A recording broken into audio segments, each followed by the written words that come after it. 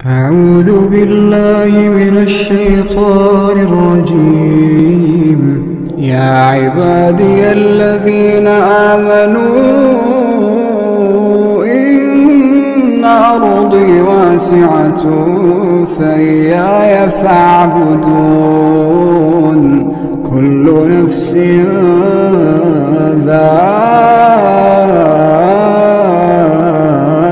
الموت. كل نفس ذائقة الموت. اور جس تیزی سے گزر گیا ہم میں سے ہر مسلمان اس کی قدر و قیمت کا اندازہ لگا سکتا ہے. چند دن قبل، چند ہفتے قبل ہم یہ کہہ رہے تھے کہ ابھی ماہ رمضان آنے والا ہے، ابھی ماہ رمضان کی روزے رکھیں گے، تراویح پڑھیں گے، قیام اللیل کا اہتمام کریں گے، صدقات و خیرات کریں گے، اللہ کی راہ میں اور بھی نیکیوں کو انجام دیں گے. لیکن ابھی ماہ رمضان اختتام پر ہے. ابھی یہ خوشی کے لمحات، ابھی یہ مسرت کے لمحات ہم تمام سے جدا ہونے والے ہیں. دعا کرتے ہیں کہ اللہ تبارک و تعالی ہم تمام کو اگلے رمضان بھی نصیب فرمائے، آمین. اور تمام کو صحت و عافیت سے اللہ تبارک و تعالی باقی حیات رکھے. جو بھی عبادتیں ہم نے اب تک کی ہیں یا کرنے والے ہیں، اللہ تعالی ہماری ان ساری عبادتوں کو قبول فرما لے. اب رمضان میں چونکہ اللہ تبارک و تعالی جہنم کے دروازوں کو بند کر دیتے اور جنت کے دروازوں کو کھول دیتے ہیں، جنات اور شیاطین کو سخت بیڑیوں میں، سخت زنجیروں میں جکڑ دیا جاتا ہے. تو اس اعتبار سے ماہ رمضان میں نیک عمل کرنا ہر مسلمان کے لیے آسان ہوتا ہے، ہر مسلمان کے لیے آسان ہوتا ہے. لیکن چیلنج اس وقت ہے کہ آپ ماہ رمضان کے بعد اپنی زندگی کیسے گزارتے ہیں. ماہ رمضان کے بعد آپ اللہ تعالیٰ کے لیے کیا کچھ کر سکتے ہو. ماہ رمضان کے بعد آپ اپنے آپ کو حقیقی مسلمان کیسے بتا سکتے ہو. چیلنج آپ کا، امتحان آپ کا، آزمائش آپ کی یہاں سے شروع ہوتی ہے. یہ تو ماہ رمضان میں بھی کئی مسلمانوں نے غفلت کی زندگی جی ہے، کئی مسلمانوں نے تفریق اور تقصیر کو اپنایا ہے، کوتاہی کو اپنایا ہے. اس کے بارے میں گفتگو ہماری انشاءاللہ اس نشست میں آئے گی. لیکن جن مسلمانوں کا رمضان بہتر گزرا ہے، جن مسلمانوں کا رمضان عبادتوں میں گزرا ہے، اطاعتوں میں گزرا ہے، نیک اعمال میں گزرا ہے، ایسے مسلمانوں کا حقیقی امتحان اب یہاں سے شروع ہوتا ہے کہ اب وہ ماہ رمضان کے بعد اپنی زندگی کو بہتر انداز میں کیسے بنا سکتے. احادیث میں اللہ کے رسول محمد صلی اللہ علیہ وسلم نے ماہ رمضان کی 3 ایسی بڑی نیکیوں کو ہمارے لیے بیان کیا تھا جو ہمارے لیے مغفرت کے بہترین ذرائع ثابت ہو سکتے ہیں، بہترین اسباب ثابت ہو سکتے ہیں. اب ہمیں دیکھنا یہ ہے کہ ان 3 ذرائع کو، ان 3 اسباب کو، ان 3 اعمال کو ہم نے اپنایا یا بھی نہیں اپنایا. ان 3 اعمال میں ہماری کارکردگی کیا تھی، ہماری کوشش کتنی تھی. پہلا عمل اللہ کے رسول محمد صلی اللہ علیہ وسلم نے جو فرمایا، من صام رمضان ایمانا واحتسابا غفر له ما تقدم من ذنبه. اس رمضان سے ہم نے کیا فائدہ اٹھایا؟ اس کا پہلا کوشچن آپ کے سامنے ہے کہ اللہ کے رسول جو فرمایا جس کے ذریعے آپ کی مغفرت ہو سکتی تھی، آپ کے گناہ معاف ہو سکتے تھے، سابقہ گناہ جتنے بھی تھے آپ کے وہ سارے گناہ معاف ہو سکتے تھے. اب زندگی میں انسان کتنے گناہ کرتا ہے، شب و روز کے اندر کتنی معصیتیں کرتا ہے، کتنی نافرمانیاں انجام دے سکتا ہے. کیا ہم ان کو کاؤنٹ کر سکتے ہیں، ان کا شمار کر سکتے ہیں؟ بالکل بھی نہیں. شب و روز میں انسان جو غلطیاں کرتا ہے، جو نافرمانیاں کرتا ہے، جن امری الہی کی مخالفتوں کو انجام دیتا ہے، ہم ان کو کاؤنٹ نہیں کر سکتے. اب لیکن آپ کے لیے ایک مجدہ تھا، آپ کے لیے خوشخبری تھی، ایک بہترین موقع تھا کہ اللہ کے رسول نے یہ فرمایا تھا کہ جو ماہ رمضان کی روزے رکھتا ہے ایمان کے ساتھ، ثواب کی نیت سے، اس کے سابقہ سارے گناہوں کو معاف کر دیا جاتا ہے. اس سے آپ نے کتنا فائدہ اٹھایا. اللہ تعالیٰ تو یوں اپنے ہر عمل کو جانتا ہے. ہم اگر نفس میں بھی اگر کوئی بات کرتے ہیں، وسوسہ جس کو ہم کہتے ہیں، اس کو بھی اللہ بخوبی جانتا ہے. لیکن اللہ تعالیٰ کے بعد ہر انسان اپنے عمل کو بہتر جانتا ہے. بل الانسان علی نفسہ بصیرہ. سورۃ قیامہ میں اللہ نے فرمایا کہ بلکہ انسان اپنے آپ کا گواہ ہے. ہر انسان جانتا ہے کہ اس نے ماہ رمضان کا دن کیسے گزارا, ماہ رمضان کی راتیں کیسے گزاری, ماہ رمضان کا دن آیا اس نے اللہ کی عبادت میں گزارا یا پھر سو کر گزار دیا, یا مکمل روزہ رہ کر بھی وہ دنیاوی کاموں میں لگا رہا, یا پھر اس کی راتیں شب گزاری بھی گزری, کسی ہوٹل میں ٹائم پاس کرنے میں گزری, کسی چبوترا پہ بیٹھ کر وقت ضائع کرنے میں لگی, کسی کی غیبت, کسی کی چغل خوری, کسی کی جاسوسی, کسی کے متعلق اناپ شناپ, برے القاب, والدین کی نافرمانی, یا پھر میاں کا بیوی کے حقوق کو نہ ادا کرتے ہوئے, بیوی کا میاں کے حقوق کو نہ ادا کرتے ہوئے, دیگر حقوق میں کمی بیشی کرتے ہوئے. ایک مسلمان بہتر جانتا ہے اس کا ماہ رمضان کس انداز میں گزرا, اس کی راتیں کیسے گزری, اس کا دن کیسے گزرا. اگر آپ کا یہ عمل سراپا اللہ تعالیٰ پر یقین رکھتے ہوئے ثواب کی نیت سے اگر گزرا ہے آپ کا ماہ رمضان, بالخصوص ماہ رمضان کے روزے, تو پھر آپ کے لیے خوشخبری کہ اللہ تعالیٰ آپ کے سابقہ سارے گناہوں کو معاف کر دے گا. یہ آپ کے لیے سب سے پہلے خوشخبری تھی. اس کے بعد دوسری خوشخبری اللہ کے رسول محمد صلی اللہ علیہ وسلم نے مغفرت کی جس انداز میں آپ کو دی کہ آپ کے گناہ معاف ہو سکتے ہیں, وہ ہے اللہ کے رسول صلی اللہ علیہ وسلم کا یہ فرمان, وَمَنْ قَامَ لَيْلَةَ الْقَدْرِ إِيمَانًا وَاحْتِسَابًا غُفِرَ لَهُ مَا تَقَدَّمَ مِنْ ذَنبِهِ. کہ جو کوئی انسان لیلۃ القدر میں قیام کرتا ہے ایمان کے ساتھ, یعنی کہ اللہ پر یقین رکھتے ہوئے, احتساب کا مطلب کیا ہے, ثواب کی نیت سے, یعنی کہ آپ کو یہ یقین ہو کہ اللہ تبارک و تعالیٰ آپ کے اس عمل پر ضرور اجر عطا فرمائے گا. احتساب کا ایک مطلب یہ بھی ہے کہ آپ کا وہ عمل لوگوں کو خوش کرنے کے لیے نہ ہو, ریاکاری کے طور پر نہ ہو. آپ کا یہ عمل, آپ کی یہ عبادت, چاہے وہ صیام ہو یا پھر لیلۃ القدر کا قیام ہو یا پھر تراویح ہو یا تہجد ہو, اس لیے نہ ہو کہ لوگوں کی تعریفیں آپ بٹوریں, آپ لوگوں کے چرچا میں آئے, لوگ آپ کے بارے میں حسن ظن رکھیں, لوگ آپ کی بہترین انداز میں تعریف کریں, اس انداز میں کہ آپ کا ایک رعب ہو, آپ کا ایک دبدبہ ہو, آپ کو کسی ادارے کی, کسی مسجد کی یا کوئی کسی سوسائٹی کی, کسی فاؤنڈیشن کی ذمہ داری مل جائے, کوئی عہدہ مل جائے, کوئی درجہ مل جائے یا پھر کوئی ایک مقام مل جائے.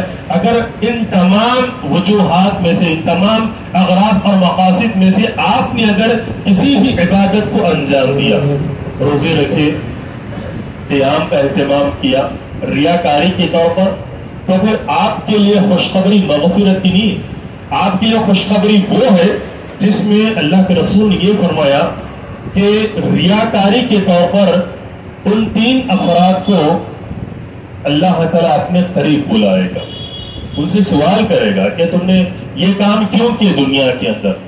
ایک بندہ ہوگا جس نے بہتر انداز میں اللہ کی راہ میں خرچ کیا ہوگا. ہمیں سے کئی مسلمان ہیں جو اللہ کی راہ میں بہت کچھ خرچ کیے, کئی مسلمان زکات بھی دیے, کئی مسلمان صدقات و خیرات بھی کیے, کئی مسلمان فقراء, مساکین, یتیموں اور بیواؤں کی مدد کیے, کئی مسلمان مساجد کی تعمیر کے لیے, مدارس کی تعمیر کے لیے, غریب طلبہ علم کے لیے, غریب طالبات کے لیے بے انتہا تعاون کیا. ایک سوال ہوگا اللہ تعالیٰ کے یہاں, یہ کام تم نے کیوں کیا, مقصد کیا تھا اس کا؟ تو وہ بندہ کہے گا پروردگار اس لیے کہ بس تم اس سے راضی ہو جائے. تو اللہ کہے گا نہیں, غلط, کذبت, تم نے جھوٹ کہا, تم نے یہ کام دنیا میں اس لیے کیا تھا لوگوں کو 2 ہاتھوں سے بھر بھر کر فیاضی کے طور پر, دیالو کے طور پر, سخاوت جو تم نے کی اس لیے کہ لوگ تمہیں بستی کا فیاض کہیں, دیالو کہے, شہر میں تمہارا چرچا ہو, اسٹیٹ میں تمہارا چرچا ہو, ملک میں تمہارا چرچا ہو, خاندان میں تمہاری تعریف ہو, فرینڈ سرکل میں لوگ آپ کو بہتر نگاہوں سے دیکھیں. تو اللہ تعالیٰ یہ کہہ کر اس انسان کو فرشتوں کے حوالے کر دیں گے, بہت ہی بے دردی کے ساتھ, بہت ہی بے دردی کے ساتھ اسے جہنم کا لقمہ بنا دیا جائے گا, بہت ہی بے دردی کے ساتھ. اس کے بعد اللہ تبارک و تعالیٰ ایک بہترین قاری قرآن کو بلائے گا, پوچھے گا ہم نے تمہیں بہترین آواز دی, خوبصورت آواز, ایک میٹھی آواز اللہ کی بہت بڑی نعمت ہوتی ہے, لیکن اس آواز کے ذریعے اللہ کی رضا کو پانا, اللہ کی خوشنودی کو پانا, یہ ہر قاری کے بس کی بات نہیں ہوتی. کیونکہ کبھی بھی کوئی بھی انسان اپنے کسی بھی عمل کے ذریعے ریاکاری میں اپنے آپ کو مبتلا کر سکتا ہے. اسی لیے آپ جب نصوص پڑھو گے، آپ قرآن پڑھو گے، آپ احادیث پڑھو گے، آپ صحابہ کرام کی زندگی پڑھو گے، آپ تو آپ کو اندازہ ہوگا کہ شرک اکبر میں مبتلا ہونا یہ ایک مسلمان کے لیے بہت مشکل ہوتا ہے. سب کے لیے مشکل ہوتا ہے، میرے لیے مشکل ہوتا ہے، آپ کے لیے مشکل ہوتا ہے کہ آپ براہ راست غیر اللہ کے آگے سجدہ کرو. یہ مشکل ہے آپ کے لیے. کم سے کم آپ یہ جانتے ہیں کہ غیر اللہ کے آگے سجدہ کرنا بہت بڑا گناہ ہے، جائز نہیں. غیر اللہ کے نام پر جانور ذبح کرنا ایک جو سلفی العقیدہ ہوتا ہے، جس کا صحیح عقیدہ ہوتا ہے، وہ جانتا ہے کہ کبیرہ گناہ ہے، شرک اکبر ہے، نہیں کرے گا. غیر اللہ کے نام پر جانور ذبح نہیں کرے گا. لیکن اگر کوئی، چاہے وہ سلفی العقیدہ رہنے دو، صحیح العقیدہ رہنے دو، کتاب و سنت کا کتنا ہی بہترین پابند کیوں نہ ہو، عالم کیوں نہ ہو، متقی کیوں نہ ہو، دیندار کیوں نہ ہو، لیکن ایک تھوڑی سی چوک شیطان کے وسوسے کا وہ شکار ہو سکتا ہے. اسے شیطان گناہ کبیرہ نہ صحیح، شرک اکبر نہ صحیح، لیکن ریاکاری کا اسے شکار بنا سکتا ہے. ریاکاری کے جال میں شیطان آسانی سے کسی بھی مسلمان کو اپنے جال میں پھنسا سکتا ہے، چاہے وہ وقت کا کتنا ہی بڑا عالم کیوں نہ ہو، کتنا بہت بڑا متقی کیوں نہ ہو. آپ کو اندازہ نہیں ہوتا ہے کہ آپ کی کبھی کبھی زندگی بھر کی ساری نیکی پل بھر کے اندر برباد ہو جائے. زندگی میں جو آپ نے نیک اعمال کیے ہوں گے، حج کیے ہوں گے، عمرے کیے ہوں گے، نمازوں کا اہتمام کیا، تہجد کا آپ نے اہتمام کیا ہوگا، نوافل سنن کا آپ نے اہتمام کیا ہوگا، لیکن کبھی کبھی آپ سے ایک چھوٹی سی غلطی سرزد ہوتی ہے جو آپ کے سارے اعمال پر پانی پھیر دیتی ہے، جو آپ کے سارے اعمال پر پانی پھیر دیتی ہے. آپ کو تعجب ہو سکتا ہے کہ یہ کیسے ممکن ہے، یعنی کہ چھوٹی سی نیکی سارے اعمال کو کیسے برباد کر دیتی ہے، چھوٹی سی نیکی سارے اعمال کو کیسے برباد کر دیتی ہے. اس کے دو دلائل ہمارے پاس. پہلی دلیل شیخ الاسلام محمد عبد الوہاب رحمۃ اللہ علیہ اپنی مشہور ترین کتاب التوحید، ہر مسلمان جانتا ہے اس کتاب کو. الحمدللہ ہر مسلمان کو پڑھنا بھی چاہیے، کیونکہ بہتر انداز میں ہمارے عقیدے کو محمد عبد الوہاب نے بیان کیا ہے. اور اتفاق سے جو ہمارے بدعتی بھائی ہم کو طعنہ دیتے ہیں، وہ انہی کی طرف منسوب کرتے ہوئے دیتے ہیں. وہابی جو ہم کو کہا جاتا ہے، انہی کی طرف نسبت کرتے ہوئے ہمیں کہا جاتا ہے محمد بن عبد الوہاب. تو انہوں نے جو کتاب لکھی، کتاب التوحید، بہت ہی جامع ترین کتاب. ہر گھر میں یہ کتاب ہونی چاہیے. آج کے دور میں ہر گھر میں، ہر مسلمان کے گھر میں یہ کتاب ہونی چاہیے، کیونکہ اس کتاب کے اندر محمد عبد الوہاب نے یہ بیان کیا کہ مسلمان کا عقیدہ کیسا ہونا چاہیے. اور یہ عقیدہ وہ عقیدہ ہے جو کتاب اللہ میں بیان کیا گیا ہے، احادیث میں بیان کیا گیا ہے، صحابہ کرام نے اس عقیدے کو اپنایا ہے. تو اس مشہور ترین کتاب میں شیخ الاسلام محمد عبد الوہاب نے ایک روایت کو بیان کیا، ایک روایت کو لے کر آئے. اس میں ایک شخص تھا، اس روایت میں یہ بات مذکور ہے کہ ایک بہت ہی نیک انسان، بہت ہی زیادہ عبادت گزار انسان، اللہ کا تقوی جس کے دل میں تھا، ایک بندے سے اس نے کہہ دیا جو نافرمان تھا، گنہگار تھا، بہت ہی زیادہ اللہ تعالیٰ کے لیے نافرمانیوں کو انجام دینے والا تھا. اللہ واللہ لا یغفر اللہ لک ابدا، اتنا سا کلمہ اس نے کہا، اللہ کی قسم اللہ تجھے ہرگز بھی معاف نہیں کرے گا. گناہ کر رہا تھا وہ، کچھ بارہا سمجھانے پر بھی وہ اپنے گناہ سے باز نہیں آیا. غصہ آ گیا عالم صاحب کو، عابد صاحب کو، متقی صاحب کو. انہوں نے کہہ دیا اللہ کی قسم اللہ کبھی بھی آپ کو معاف نہیں کرے گا. تو اللہ تعالیٰ نے کہا من ذا الذی یتألی علی الا اغفر لہ، کون ہے جو میری زمین پر، میرے آسمان کے نیچے میری ذات کی قسم کھا کر یہ کہتا ہے کہ میں اس کی مغفرت نہیں کروں گا. غفرت لہ واحبطت عملہ، میں نے اس کے سارے گناہوں کو معاف کر دیا ہے اور تیرے سارے اعمال کو برباد کر چکا ہوں. میں نے اس کے سارے گناہوں کو معاف کر دیا اور تیرے سارے اعمال کو برباد کر چکا ہوں. ابو ہریرہ کہتے ہیں قال القائل رجلا عابدا، جس انسان نے یہ کہا کہ اللہ تجھے کبھی معاف نہیں کرے گا، یہ انسان بہت ہی بڑا عبادت گزار بندہ تھا. وقت واحد کے اندر، چند سیکنڈوں کے اندر اس کے سارے اعمال کو تہس نہس کر دیا گیا، برباد کر دیا گیا. تو آپ کی زبان سے آپ کا نکلا کبھی ایک جملہ آپ پر اتنا بھاری پڑ سکتا ہے کہ اس سے آپ کی زندگی کی ساری نیکیاں پل بھر کے اندر آپ سے جدا ہو سکتی ہیں۔ اسی لیے کہا گیا کہ کوئی بھی انسان اپنی عبادت پر، اپنے ایمان پر، اپنے کسی بھی نیک عمل پر غرور نہ کرے، تکبر نہ کرے، اپنے آپ کو ریاکاری سے دور رکھے، اپنے آپ کو ریاکاری سے دور رکھے۔ یہ پہلی دلیل کہ انسان کا عمل چاہے وہ کتنا ہی بڑا کیوں نہ ہو، وقت واحد کے اندر کبھی کبھی چھوٹی غلطی سے اس کی ساری نیکیوں کو برباد کر دیا۔ دوسری دلیل کیا ہمارے پاس؟ اللہ کے رسول صلی اللہ علیہ وسلم کا یہ قول جو صحیح بخاری اور صحیح مسلم کی روایت ہے کہ تم میں سے ایک انسان زندگی بھر نیک عمل کرتا رہتا ہے، پھر اتفاق سے اس کے اور جنت کے درمیان ایک ہاتھ کا فاصلہ نہیں ہوتا ہے کہ وہ جہنمیوں جیسے والے اعمال انجام دینے لگتا ہے، جنت میں جانے کی بجائے وہ کہاں چلا جاتا ہے؟ جہنم میں چلا جاتا ہے۔ پھر تم میں سے ایک وہ انسان ہوتا ہے جو زندگی بھر جہنمیوں کے کام کرتا رہتا ہے، پھر اس کے اور پھر جہنم کے قریب ایک ہاتھ کا فاصلہ نہیں ہوتا ہے کہ اللہ تعالیٰ اسے ایک نیک عمل کی توفیق دے دیتے ہیں اور وہ انسان جنت میں داخل ہو جاتا ہے۔ یہ گارنٹی نہیں کہ ایک مسلمان زندگی بھر نیک عمل کرتا رہے تو وہ بس اس کی موت بھی اسی پر آئے گی، ایک مسلمان زندگی بھر گناہ کے کام کرتے رہے تو اس کی موت اس پر آئے گی۔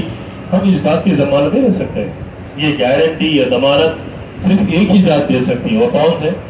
اللہ تعالیٰ کی ذات۔ اسی لیے اللہ تعالیٰ نے قرآن میں کیا فرمایا؟ إِنَّكَ لَا تَهْدِي مَنْ أَحْبَبْتَ وَلَكِنَّ اللَّهَ يَهْدِي مَن يَشَاءُ۔ اللہ کے رسول آپ جسے چاہے ہدایت نہیں دے سکتے، آپ یہ آپ کے بس میں نہیں، لیکن اللہ تعالیٰ جسے چاہے ہدایت سے سرفراز کر سکتا ہے، یہ اللہ کے ہاتھ میں۔ اگر کسی بندے کی اگر کوشش کسی کو اگر اسلام میں داخل کر سکتی تھی، مسلمان لا سکتی تھی، مسلمان بنا سکتی تھی، صرف کوشش کہہ رہا ہوں میں، تو پھر ابو طالب مسلمان ہونے کے سب سے زیادہ حقدار، ابو طالب مسلمان ہونے کے سب سے زیادہ حقدار، کیونکہ زندگی بھر آپ نے کس کا ساتھ دیا؟ اللہ کے رسول محمد صلی اللہ علیہ وسلم کا ساتھ دیا، نہ دھوپ کی پرواہ کی، نہ دشمنوں کی دشمنی کی پرواہ کی، نہ اہل مکہ کی عداوت کی پرواہ کی، نہ خاندان اور قبیلے کے دشمنوں کی کوئی پرواہ کی، اللہ کے رسول کی خاطر، اللہ کے رسول سے محبت کے خاطر، اپنے پیارے سے بھتیجے کے خاطر 3 سال تک وہ لوگ شعب ابی طالب میں بند رہے، جو ابو طالب کی گھاٹی جس کو کہا جاتا ہے، آج بھی مکے کے اندر مقام موجود، آج مکے میں مقام موجود ہے۔ 3 سال تک اللہ کے رسول کے اپنے خاندان والے جن میں ابو طالب بھی شامی 3 سال تک اللہ کے رسول کے ساتھ اس گھاٹی میں وہ لوگ بند رہے، کھانے پینے کے لیے کو مجبور کر دیا گیا تھا، بے بس کر دیا گیا تھا، پریشان کر دیا گیا تھا، بالآخر میں وہ بہت ہی حقیر اور گھٹیا چیزیں کھانے پر مجبور ہو گئے، حقیر اور گھٹیا چیزیں کھانے پر مجبور ہو گئے۔ اللہ کے رسول محمد صلی اللہ علیہ وسلم نے ابو طالب سے کہا تھا، اللہ کی قسم اگر یہ لوگ یعنی کہ مکہ والے اگر میرے دائیں ہاتھ میں سورج اور بائیں ہاتھ میں اگر چاند بھی رکھ دے تو میں یہ دین کا کام کرنے سے پیچھے نہیں ہٹوں گا، نہیں ہٹے اللہ کے رسول صلی اللہ علیہ وسلم۔ ابو طالب نے ساتھ بھی دیا آپ کا، ابو طالب نے ساتھ بھی دیا آپ کا، بہت زیادہ آپ کو یہ فکر تھی، یہ سوچ تھی کہ کسی بھی طریقے سے ابو طالب اسلام قبول کر لے، ایمان کے دائرے میں آ جائے، لیکن اللہ تعالیٰ نے ان کو ایمان کی دولت سے، ایمان کی توفیق سے محروم کر دیا، اور یہ آیت نازل ہوئی اِنَّكَ لَا تَهْدِي مَنْ أَحْبَبْتَ وَلَكِنَّ اللَّهَ يَهْدِي مَن يَشَاءُ کہ اللہ تعالیٰ آپ جسے چاہے ہدایت نہیں دے سکتے، لیکن اللہ تعالیٰ جسے چاہے ہدایت سے سرفراز کر سکتا ہے۔ تو الغرض انسان جو زندگی میں نیک اعمال کرتا ہے، اچھے کام کرتا ہے، تو ان اچھے اعمال کے عوض میں، ان اچھے کاموں کے عوض میں یہ نہیں سمجھ سکتا ہے کہ اس کا انجام بھی اچھے کاموں پر ہی ہوگا۔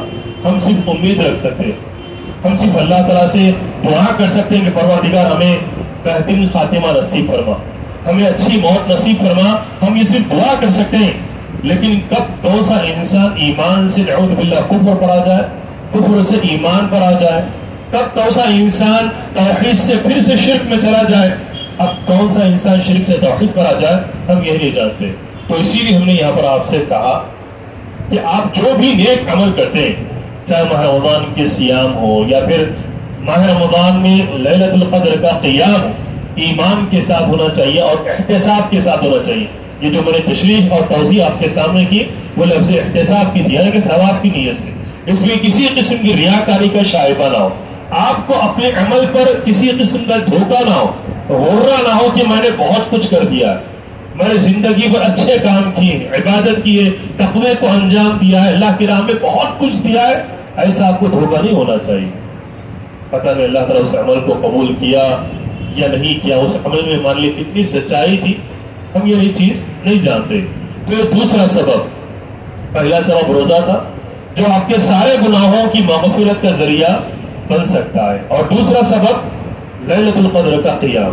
اب لوگوں نے افسوس کی بات ہے کہ لیلۃ القدر کو بھی صرف ایک ہی رات کے ساتھ جوڑ دیا، کسی نے 27 کے ساتھ جوڑ دیا، کسی نے 23 کے ساتھ جوڑ دیا، اور کسی کا عقیدہ 25 کے ساتھ ہے. بہت کم لوگوں کا عقیدہ 21 اور 29 کے ساتھ ہے. لیکن جو اہل الحدیث ہیں، جن کو اللہ تعالیٰ نے صحیح سنت اور کتاب فہم صحابہ کے مطابق سمجھ نصیب فرمائی ہے، ان کا یہ ماننا ہے کہ شب قدر ماہ رمضان کے مکمل آخری عشرے میں، مکمل آخری 10 دنوں میں، ہاں آپ یہ کہہ سکتے ہو کہ زیادہ تر شب قدر کے واقع ہونے کی امید شب قدر کی آخری عشرے کی طاق راتوں میں ہو سکتی ہے، یعنی کہ زیادہ امید. لیکن آپ حتمی طور پر 100% یقین کے ساتھ یہ نہیں کہہ سکتے ہو کہ شب قدر 5 طاق راتوں میں نہیں کہہ سکتے آپ، کیونکہ دیگر روایتیں بھی ہمارے پاس ہیں جس میں اللہ کے رسول نے کہا تحروها فی العشر الاواخر، کہ تم شب قدر کو ماہ رمضان کے مکمل آخری عشرے میں تلاش کرو. خود اللہ کے رسول نے فرمایا، اور خود اللہ کے رسول نے زبانی طور پر کہا نہیں بلکہ خود اللہ کے رسول نے عمل بھی کیا. آپ نے مکمل عشرے کا اعتکاف کیا، مکمل عشرے کا اعتکاف کیا، یہ بتانے کے لیے کہ شب قدر کو اللہ تعالیٰ نے ماہ رمضان کے آخری عشرے میں پوشیدہ رکھا ہے. اب آپ کو محنت صرف 10 راتوں کے لیے کرنی تھی، صرف 10 دنوں کے لیے آپ کو محنت کرنی تھی. اب آپ نے محنت کی یا نہیں کی؟ آپ نے شب قدر کو تلاش کیا یا نہیں کیا؟ شب قدر کو تلاش کرنے کے لیے آپ نے اللہ کی عبادت کو کس قدر انجام دیا یا نہیں دیا، یہ آپ بہتر جانتے ہیں. لیکن شب قدر میں قیام یہ بھی آپ کی گناہوں کی مغفرت کا ذریعہ بن سکتا ہے. جو شب قدر میں قیام کرے گا اس کے بھی سابقہ سارے گناہوں کو معاف کر دیا جائے گا. پھر تیسری چیز جو آپ کے گناہوں کی مغفرت کا ذریعہ بن سکتے ہیں، اللہ کے رسول کا یہ فرمان من قام رمضان ایمان واحتسابا غفر له ما تقدم من ذنبه، کہ جو کوئی ماہ رمضان کا قیام کرتا ہے، اب قیام کے اندر 2 چیزیں بھی آ جاتی ہیں، تراویح بھی آ جاتی ہے، تہجد بھی آ جاتی ہے. اس کے اندر مسئلہ کافی گنجائش کے قابل. آپ تراویح الگ بھی پڑھ سکتے ہو، تراویح کا اہتمام آپ نہ کریں تو براہ راست تہجد کا بھی آپ اہتمام کر سکتے ہو، کوئی حرج نہیں ہے انشاءاللہ. اسی نے کہا کہ قیام میں یہاں پر صرف تراویح داخل ہے، تو کسی نے تراویح پر اکتفا کیا وہ بھی اپنی جگہ درست ہے. کسی نے کہا کہ قیام میں یہاں پر تراویح بھی داخل ہے اور اس کے ساتھ ساتھ تہجد بھی داخل ہے، تو وہ بھی اپنی جگہ صحیح ہے، وہ بھی اپنی جگہ صحیح. ہر کسی کی اپنی اطلاع ہے اور ہر کسی کے موقف کی ہم قدر کرتے ہیں جب تک ان کے پاس دلیل، جب تک ان کے پاس دلیل اگر ہے ان کے پاس تو آپ اس وقت تک عمل کر سکتے ہو. آپ تو یہاں پر خوش نصیب ہے وہ مسلمان جس نے ماہ رمضان میں تراویح کے ساتھ ساتھ تہجد کا بھی اہتمام کیا، یا کم سے کم اس نے تراویح کا اہتمام کیا ہو. اب تراویح کا بھی اہتمام کس انداز میں کیا ہو، اس کی بھی کئی شکلیں. مکمل قیام کب ہوگا؟ جب پہلی رکعت میں امام اللہ اکبر کہتا ہے، تو جب تک امام سلام نہ پھیرے، جب تک امام سلام نہ پھیرے تب تک آپ کھڑے رہے، وہی آپ کو قیام کا اجر ملے. تو یہ آپ کو قیام کا اجر، صرف اس قیام کا نہیں بلکہ رات بھر کے قیام کا آپ کو اجر ملے گا. رات بھر قیام کر سکتے ہو آپ؟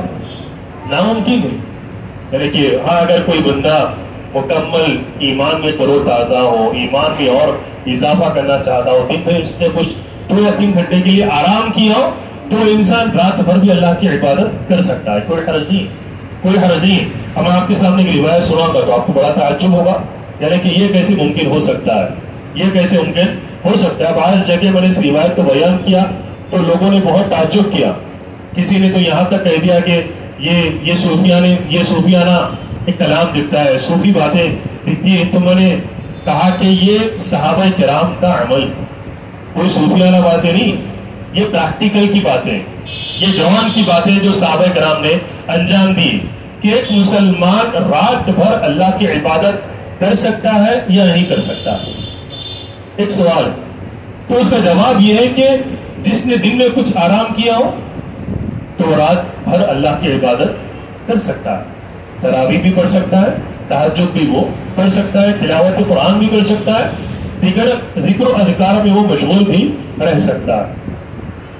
دوسری چیز، دن بھر میں اس نے آرام نہ بھی کیا ہو لیکن اگر اللہ تعالیٰ اس کے حق میں کوئی خیر کا ارادہ کر رہے ہو، اس کے لیے اللہ تعالیٰ اس عمل کو آسان کر رہے ہو، تو ایسا بھی بندہ دن میں آرام نہ کرنے کے باوجود دن بھر اس نے محنت بھی کی ہو، تھکان بھی اپنے آپ کو اس نے دی ہو، اس کے باوجود رات بھر وہ اللہ کی عبادت کر سکتا ہے۔ اللہ تعالیٰ اس عمل کو اس کے لیے آسان کر دے۔ تو یہ ممکن، جیسے داؤد علیہ السلام کے لیے اللہ نے لوہے کو کیا کر دیا تھا، نرم کر دیا تھا، وہ جیسا چاہے لوہے کا استعمال کیا کرتے تھے۔ جیسے ایک عام انسان دھات کا استعمال کرتا ہے، بھیگے ہوئے آٹے کا استعمال کرتا ہے، موم کا استعمال کرتا ہے، جیسا چاہے موڑ لیتا ہے، تو داؤد علیہ السلام لوہے کا جس طریقے سے چاہے استعمال کرتے تھے، جنگی لباس تیار کرتے تھے، جنگی ہتھیار تیار کرتے تھے، اس سے آسان تھا، لوہے کو موڑ دیا کرتے تھے۔ تو اللہ نے ان کو ایک معجزہ دیا تھا، تو یہ ایک مسلمان کو مل سکتا ہے۔ اللہ تعالیٰ جس مسلمان کے لیے عمل کو آسان کر دے، وہ بڑے سے بڑے عمل کو بھی کم سے کم وقت میں انجام دے سکتا ہے۔ اللہ کی توفیق ہو تو کچھ بھی ہو سکتا ہے، اللہ کی توفیق ہو تو کچھ بھی ہو سکتا ہے۔ اگر میں آپ سے کہوں کہ بھائی رمضان میں آپ کو 2 گھنٹے دھوپ میں کھڑے ہونا ہے، دھوپ میں کھڑے ہونا ہے، اور پھر آپ کو 2 گھنٹے مسلسل جو لوگ یہ راستے سے آ رہے ہو ان کو بھی روکنا ہے، جو لوگ یہ راستے سے آ رہے ہو ان کو بھی روکنا ہے، 2 گھنٹے مسلسل دھوپ میں کھڑے ہو پاؤ گے؟ آپ چکر آ جائے گی، آپ چکر آ جائے گی، آپ کو چڑچڑاپن آ جائے گا، آپ کی طبیعت میں آپ ایک ٹینشن محسوس کرنے لگے ہو گے۔ آپ انیکسپیکٹڈ چیز ہے، یہ چیز انیکسپیکٹڈ چیز ہے۔ ہاں، اگر آپ بار بار گلوکون ڈی یا ٹاٹا گلوکوس انرجی ڈرنکس اگر پیتے رہو گے تو پھر بھی آپ کے لیے وہ عمل آسان ہو سکتا ہے، لیکن اس کے لیے بھی آپ کو ایک اطمینان چاہیے، ایک ریسٹ، آپ کو ٹائم چاہیے آپ کو، ٹھیک ہے نا۔ اب آپ اس مثال کو صحابہ کرام کے دور سے جوڑیے، آپ اس مثال کو آپ صحابہ کرام کے دور میں جوڑیے، اور کچھ وقت کے لیے اس صدی سے آپ اس صدی میں جائیے۔ آپ اب ہم کون سی صدی میں ہیں؟ کس صدی میں ہم لوگ ابھی؟ 15ویں صدی میں، 1443 چل رہا ہے، 15ویں صدی میں ہم لوگ، ہماری اعتبار سے بات کر رہا ہوں میں انگلش میں۔ ابھی آپ کچھ وقت کے لیے اپنے آپ کو پہلی صدی میں لے کر جائیے۔ آپ اب اس صدی میں ایک مسلمان کو آپ کہو کہ بھائی 2 گھنٹے کسی جگہ وہ مسلسل بیٹھ کر کوئی نیک کام کرے، تو اس مسلمان کے حق ایک ناممکن سی بات، الا ماشاء اللہ۔ لیکن اس دور کے اندر ہمارے صحابہ کرام نے 17 رمضان کو کڑی دھوپ میں روزے کی حالت میں اسلام کی سب سے پہلی جنگ کو انجام دیا تھا، غزوہ بدر، اسلام کی سب سے پہلی جنگ۔ مسلمانوں کے پاس مکمل ہتھیار بھی نہیں تھے، گھوڑی بھی نہیں تھی، سواریاں بھی نہیں تھی، اونٹ بھی نہیں تھے، چند مسلمان بہادر صحابہ کرام میں علی بن ابی طالب تھے، حمزہ بن عبد المطلب تھے، اور ایک صحابی، 3 صحابہ بڑے بہادر تھے۔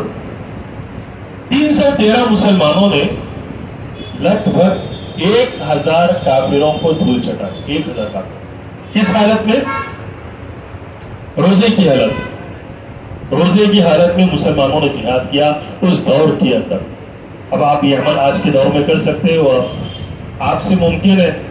اگر آپ کے گھر والے آپ سے کہیں کہ کڑی دھوپ میں جا کر تھوڑا سودا لے کر آؤ، تو آپ کا ریاکشن کیا ہوتا ہے؟ یا آپ گھر والا بچہ بہتر جانتا ہے یہ چیز، حتیٰ کہ شوہر بھی اگر ہو تو وہ بھی بہتر جانتا ہے کہ اپنی بیوی کی بات کو کس قدر وہ سنتا ہے. حتیٰ کہ افطار کے قریب بھی آپ سے اگر کہا جائے کہ افطاری گھر میں نہیں، آپ کچھ وقت کے لیے باہر جاؤ، مارکیٹ سے کچھ لے کر آؤ، آپ کی ہمت نہیں ہوگی. آپ چاہے وہ کتنا ہی ہٹا کٹا مستڈا کیوں نہ ہو، ہمت نہیں کر پائے گا، کیونکہ افطار کا وقت قریب ہوتا ہے. بڑا انتظار، بڑا ویٹنگ آپ افطار کے دسترخوان پر ہوتا ہے آپ کا.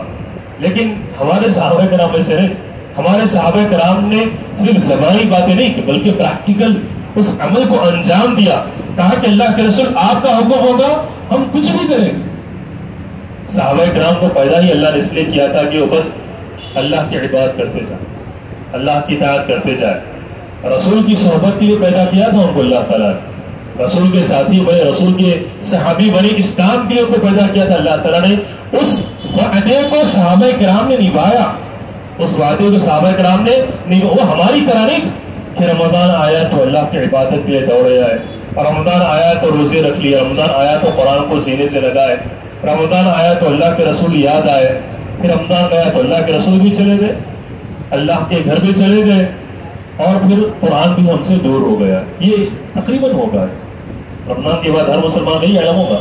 ابھی مسجد نور میں جتنے لوگ آپ کو نظر آ رہے ہیں اتنے لوگ کیا ماہ رمضان کے بعد نظر آئیں گے؟ آپ کو نظر آئیں گے انشاءاللہ. امید ہے اللہ تعالیٰ سے کہ اللہ آپ تمام کو، ہم کو نیک عمل کی توفیق دے. بہترین اللہ تعالیٰ چاہے تو کچھ بھی ہو سکتا ہے، لیکن ہم ہمارے ایمان کو یہاں پر نہ ماریں، ہم ہمارے ایمان کو یہاں پر مردہ نہ کریں. ہم یہ نہ سمجھے کہ ہمارا دین غیر مسلم کو دیکھتا ہے، آج کے زمانے بہت گہرائی سے دیکھتا ہے، بہت گہرائی سے دیکھتا ہے، اور وہ بھی سمجھتا ہے کہ یہ مسلمان بس رمضان آتا ہے تو مسجدیں بھر جاتی ہیں. ان کی ایک غلط انٹروڈکشن، ایک غلط تعارف اسلام اور مسلمانوں کا غیر مسلم کے پاس جا رہا ہے. تو ایسے حالات میں ہم غیر مسلم کے شکوک اور شبہات، غیر مسلم کے نزدیک جو مسلمانوں کے بارے میں غلط تعارف، غلط سوچ ہے، اس کو ہم کیسے کلیئر کر سکتے ہیں؟ اس کا ثبوت ہم کیسے دے سکتے ہیں؟ زبانی طور پر نہیں، آپ کو عمل کے ذریعے ظاہر کرنا ہوگا. عمل کے ذریعے آپ کو دکھانا ہوگا کہ ہم ماہ رمضان کے مسلمان نہیں، ہم ماہ رمضان کے بعد کے بھی مسلمان. ہم جیسے ماہ رمضان میں عبادت کر رہے ہیں، رمضان کے بعد بھی ہمارا وہی موقف ہوگا، رمضان کے بعد بھی ہمارا وہی ریاکشن ہوگا، وہی مساجد کو آباد کرنا، نفل روزوں کا اہتمام کرنا، تلاوت قرآن میں لگے رہنا، ذکر و اذکار میں لگے رہنا، استقامت پر، دین پر ڈٹے رہنا، گناہوں کی معافی کیسے ہو سکتی ہے، رب کی رحمت کیسے مل سکتی ہے، ان سارے اسباب کو تلاش کرنا آپ کی جستجو رمضان کے بعد بھی ہونی چاہیے، رمضان کے بعد بھی ہونی چاہیے.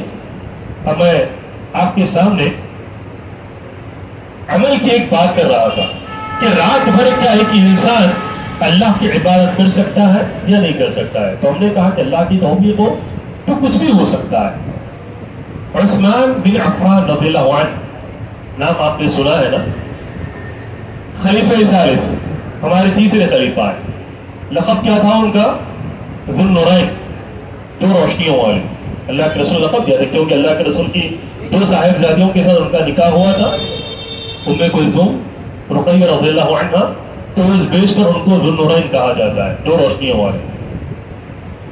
صحابہ کرام میں اللہ نے جن کو دولت نصیب فرمائی تھی، غیر معمولی مالدار ہستی تھے، غیر معمولی مالدار، اور کبھی اپنے پاس کچھ رکھا نہیں، کچھ زیادہ آتا تو یا تو اپنوں میں بانٹ دیتے یا پھر اللہ تعالیٰ کی راہ میں خرچ کر دیتے، کبھی نہیں رکھا اپنے پاس.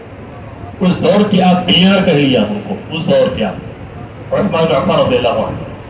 ایک چھوٹا سا ان کے کئی واقعے ہیں، وہ اگر ہم کہتے جائے تو پورا ماہ رمضان میں ہمارے لیے کافی ہو جائے گا. آپ کے ایمان کو تازہ کرنے کے لیے ایک چھوٹا سا واقعہ ان کا میں سنا رہا ہوں. غزوہ تبوک اسلام کی ایک جنگ، غزوہ تبوک کو جیش العسرہ بھی کہا جاتا ہے، اس کا اور ایک نام. تاریخ آپ پڑھیں گے تو آپ کو پتا ہے کہ کبھی کبھی بعض جنگوں کے دو نام بھی ہیں، ٹھیک ہے. ایک ہے یوم العسرہ اور ایک دوسرا نام ہے اس کا غزوہ تبوک. بہت ہی مشکل ترین یہ جنگ تھی، مشکل ترین یہ غزوہ تھا. اب غزوے کا مطلب تو آپ کو پتا ہے نا، غزوہ پتا ہے کسے کہتے ہیں؟ غزوہ کبھی سنا آپ نے؟ غزوہ یا غزوات سنا ہے آپ نے؟ مسجد نور کی نمازیوں غزوہ سنا ہے آپ نے کبھی؟ جی احسن، ماشاء اللہ، صاحب نے بتا دیا کہ غزوہ وہ جنگ ہے جس میں خود اللہ کے رسول شامل ہو، اس کو غزوہ کہتے ہیں۔ اللہ کے رسول جس کے براہ راست شریک ہوئے ہوں تو اس جنگ کو جنگ یا پھر غزوہ کہا جاتا ہے۔ اس کا اور ایک لفظ ہے سریہ، اس جنگ کو کہتے ہیں جس میں اللہ کے رسول نہ ہو، صرف صحابی ہو، اس کو کیا کہتے ہیں؟ سریہ۔ یہ چیز یاد رکھ لیجیے آپ لوگ، علم اگر مل رہا ہے تو اسے فوری کیچ کریے آپ، کیونکہ علم آپ کو ہر جگہ نصیب نہیں ہوتا ہے۔ اور ایک لفظ یوز ہوتا ہے جنگ کے لیے، معرکہ۔ معرکہ یعنی ایک جنرل جنگ، جنرل وار، جس میں مطلب کوئی بھی جنگ ہو اس کو معرکہ کہتے ہیں، ٹھیک ہے؟ تو جنگ کے لیے 3 الفاظ کا استعمال ہوتا ہے، ایک ہے غزوہ، اور ایک ہے سریہ، اور ایک ہے معرکہ۔ غزوہ یعنی جس میں اللہ کے رسول کو شامل ہو، سریہ جس میں اللہ کے رسول نہ ہو لیکن ان کی جگہ کوئی صحابی ہو، اس کو سریہ کہا جاتا ہے، اور تیسرا جو یوز ہوتا ہے جنگ کے لیے معرکہ ہے۔ تو غزوہ تبوک کے موقع پر جو کہ تنگی کی جنگ تھی، بہت بڑی آزمائش تھی صحابہ کرام کے لیے، کیونکہ اللہ کے رسول نے کہا، اللہ کے رسول نے اعلان کر دیا، اعدوا ما استطعتم، تمہیں تیار ہونا ہے، بس نکلنا ہے۔ اب صحابہ کرام کیسی ہستی تھی، اللہ کے رسول نے کہہ دیا، خلاص کہہ دیا، بات ختم۔ وہ بھی باہر، ہمیشہ اس سے پہلے کی جنگیں مدینے کے حدود میں ہوتی تھی۔ غزوہ بدر لے لو آپ، غزوہ احد لے لو آپ، غزوہ مؤتہ لے لو آپ، یہ ساری جنگیں مدینے کے حدود میں ہوئی۔ مسلمانوں کے لیے مدینہ سے کچھ وقت کے لیے باہر جانا آسان تھا، کچھ وقت کے لیے باہر جانا آسان تھا، لیکن مدینے کے حدود کے باہر نکلنا یہ مسلمانوں کے لیے بہت زیادہ مشکل عمل تھا۔ وہ بھی وقت کیسا تھا پتہ ہے آپ کو؟ بہت ہی کڑاکے کی گرمی، تمازت، شدت کی تمازت، یعنی کہ اس دور میں کیا کیٹیگری ہوگی اللہ تعالیٰ بہتر جانتا ہے۔ قدم اگر باہر رکھتے تو قدم جلنے لگتے، اس طریقے کی گرمی۔ اب مدینے کی گرمی جو لوگ مدینہ میں رہے ہو وہ لوگ بہتر جانتے ہیں مدینے کی گرمی کیسی ہوتی ہے، سب سے خطرناک گرمی ہوتی ہے مدینے کی گرمی۔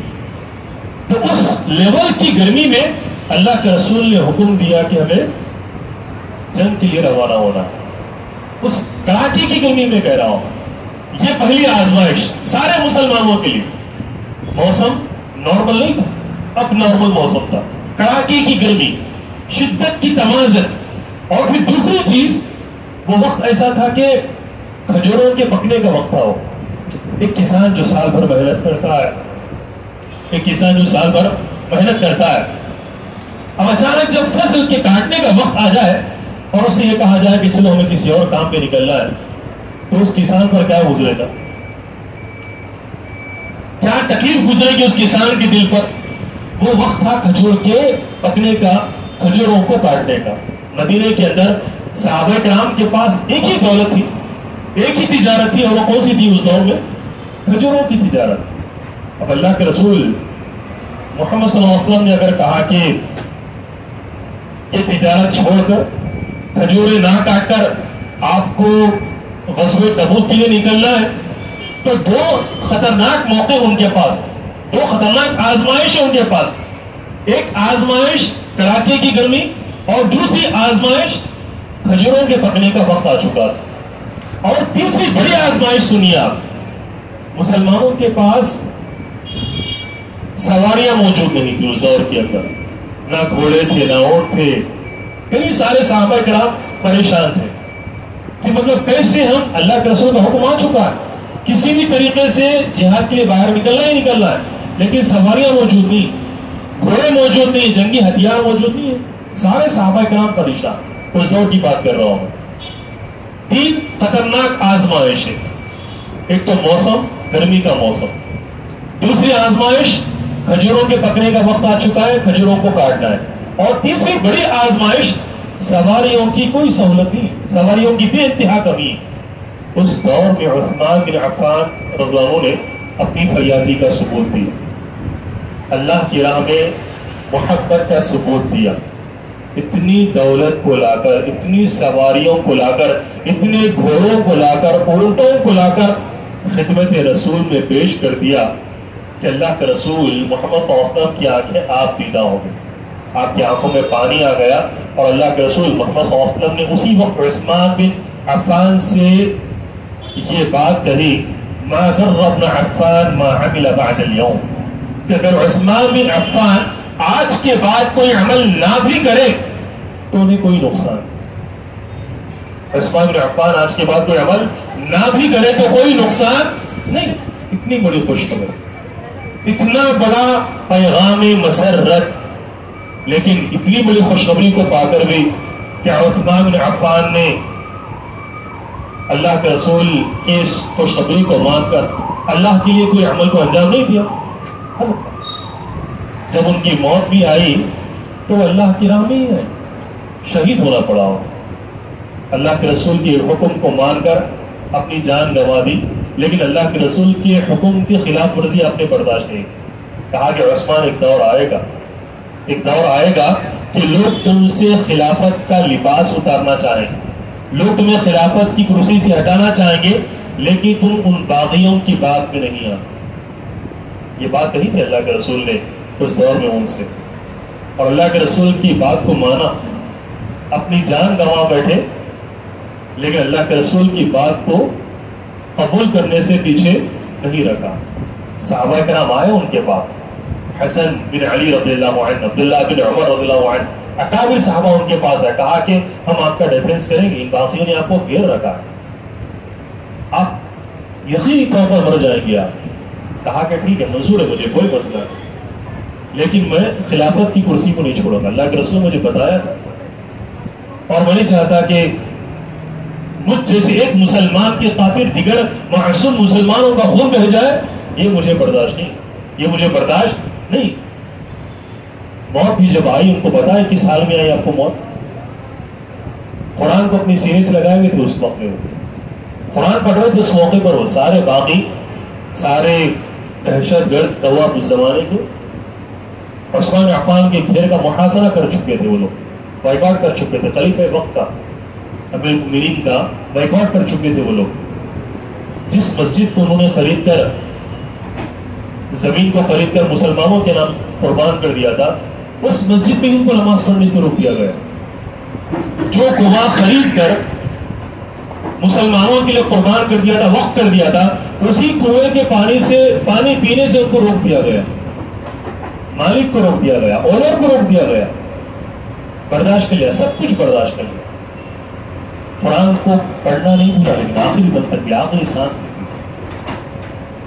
جب انہیں موت آئی تو اس حال میں آئی کہ قرآن ان کا سینے سے لگا ہوا تھا، اور سب سے پہلے اس بدنصیب اور بدترین انسان نے ان کے ہاتھ کو کاٹا تھا، عثمان بن عفان کے ہاتھ کو کاٹا تھا، یہاں سے جدا کیا تھا ان کے ہاتھ، اور پھر قرآن کھلا ہوا تھا، جس جگہ جا کر ان کے بدن کا خون کا قطرہ نیچے گرا قرآن کے اوپر، سورہ بقرہ کی پہلے پارے کی آخری آیتوں میں سے ایک آیت تھی، فَسَيَكْفِيكَهُمُ اللَّهُ، اللہ ان کے لیے کافی، اللہ ان کے لیے کافی۔ بدترین موت آئی ان کو جنہوں نے عثمان بن عفان کا قتل کیا تھا، روئے زمین پر چند دنوں کے بعد ان میں سے کوئی بھی انسان باقی نہیں رہا، بدترین موت کی شکار ہوئی، کیونکہ خود اللہ نے کہہ دیا تھا فَسَيَكْفِيكَهُمُ اللَّهُ، اللہ ان کے لیے کافی۔ عثمان بن عفان نے کہا إِنَّهَا لَأَوَّلُ يَدٍ خَطَّتِ الْمُفَصَّلِ، یہ پہلا ہاتھ تھا اسلام کا جس نے قرآن کی چھوٹی چھوٹی صورتوں کو اپنے ہاتھ سے لکھا تھا، پہلا ہاتھ تھا عثمان بن عفان کا۔ کاتب وحی تھے نا وہ، جو صحابہ کرام وحی لکھا کرتے تھے، ان میں سے ایک صحابی عثمان بن عفان بھی تھے۔ مفصل کی صورتوں کو کہا جاتا ہے، سورہ قاف سے لے کر عقید تک کی صورتوں کو کہا جاتا ہے۔ پہلے صحابی تھے جنہوں نے اپنے ہاتھ سے ان صورتوں کو لکھا تھا، اسی ہاتھ کو ان ظالموں نے کاٹ دیا، اسی ہاتھ۔ یہ لگاؤ عثمان بن عفان کا قرآن کے ساتھ رمضان کی حد تک محدود نہیں تھا، یہ ہمیشہ کا موقف تھا، ہمیشہ سے قرآن پڑھا کرتے تھے، مشغول رہتے تھے، بزی رہتے تھے۔ ان کی بیوی نائلہ کہتی ہے، صحیح سرے سے بات ثابت ہے، میں کوئی چھوٹی روایت پیش نہیں کر رہا ہوں آپ کے سامنے، چھوٹی روایت نہیں، کوئی صوفیانہ باتیں نہیں، یہ اہل حدیث کی ہی باتیں، سلفیوں کی ہی باتیں، صحیح طرح سے یہ ثابت ہے کہ رات بھر ایک رکعت میں وہ قرآن کو ختم کیا کرتے تھے. ایک رکعت. اور وہ کون سی رکعت ہوتی تھی؟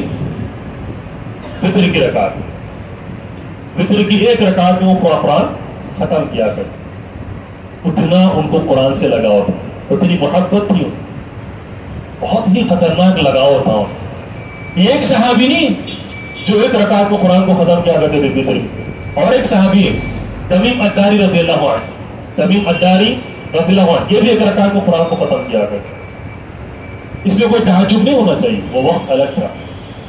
بہت زیادہ برکت ہے اس دور کے. آج آپ 10 مہینے میں جو محنت کرتے ہو, صحابہ کرام ایک رات میں محنت کیا کرتے تھے. تو کوئی تعجب خیز نہیں ہے کہ ان جیسے صحابہ کرام کے جن کو قرآن سے اتنا لگاؤ تھا, محبت تھی. پھر عربی ان کی اپنی زبان تھی, عربی ان کی اپنی ایک زبان تھی. قرآن کو سمجھتے تھے بہتر انداز میں وہ لوگ, اور خود کاتب وحی بھی تھے ماشاء اللہ, خود وحی کو لکھا کرتے تھے. تو رات بھر عشاء کے بعد سے لے کر صبح تک ایک رکعت میں قرآن کو ختم کرنا ان کے لیے کوئی مشکل کی بات نہیں تھی. اب آپ ذہن میں یہ شوشہ لے کر بتائیے کہ پھر یہ جو بدعتی افراد ایک شبی شبینہ جو کرتے ہیں, وہ میں نے جو بات کہی وہ انڈیویجول ہے, انفراد, اور یہ لوگ جو کرتے ہیں وہ اجتماعی, وہ بدعت. آپ کی انفرادی محنت آپ کی جگہ درست ہے.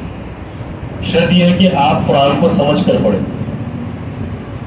اگر آپ عرب کے ہوں گے تو سمجھ کر پڑھیں گے, عربی آپ کو آتی ہے تو سمجھ کے پڑھیں گے. اب ان کے لیے عربی ان کی اپنی زبان تھی, مادری زبان تھی. قرآن کو صحابہ کرام نے اترتا ہوا دیکھا ہے, تو ان کے لیے کوئی دقت والی بات نہیں تھی. وہ تو الغرض اگر ایسے ہم ہر صحابی کے بارے میں کچھ کہتے جائیں گے, جائزہ لیتے جائیں گے, تو واقعات تو کوئی انتہا نکلیں گے وہاں پر. لیکن ایک سبق کیا ہے, پیغام کیا ہے ہمارا, کہ رمضان کے بعد کی زندگی ہماری اللہ کی اطاعت میں گزرنی چاہیے. رمضان کے روزوں کی حد تک روزے رکھنا, پھر روزے چھوڑ دینا ایک مسلمان کی ایمان کو زیر نہیں دیتا ہے. ایک مسلمان کو سال بھر میں کم سے کم پیر اور جمعرات کا روزہ رکھنا چاہیے. شوال کے بھی روزے آئیں گے, شوال کے روزے رکھنے کی کوشش کریے آپ. جس نے شوال کے 6 روزے رکھ لیے رمضان کے بعد, تو اس نے گویا سال بھر کے روزے رکھ لیے. اتنا بڑا اجر ہے آپ کے لیے ماشاء اللہ, بہت بڑا اجر. پھر اس کے ساتھ ساتھ پیر اور جمعرات کا بھی روزہ آئے گا. نیک اعمال بندے کے اللہ کے یہاں پیش کیے جائیں گے. روزے کی حالت میں آپ کا عمل اللہ کے یہاں پیش ہو, آپ سے زیادہ خوش نصیب بندہ کون ہو سکتا ہے. ایام 20 کے روزے رکھیں آپ, ہر ماہ کی چاند کی 13, 14 اور 15 تاریخ ہو. پھر اس کے ساتھ محرم بھی آئے گا, تو عاشورے کا روزہ بھی آئے گا, عرفے کا بھی روزہ آئے گا. تو یہ کوشش کریے آپ, روزوں کا سلسلہ منقطع نہیں ہونا چاہیے. روزہ اللہ کی سب سے محبوب ترین عبادت, جس کی اجر کو اللہ نے اپنے لیے خاص کیا ہے. بندہ میرے لیے روزہ رکھتا ہے, میرے لیے کھانا پینا چھوڑتا ہے, میرے لیے شہوتوں کو چھوڑ دیتا ہے, لہذا اس کا اجر بھی مزید ہوگا. یہ اللہ نے کہہ دیا. تو اللہ کے خاطر روزہ رکھیے. قیام, تراویح, تہجد. تراویح تو رمضان کے لیے خاص ہے. تہجد کا عمل بہت پیارا عمل.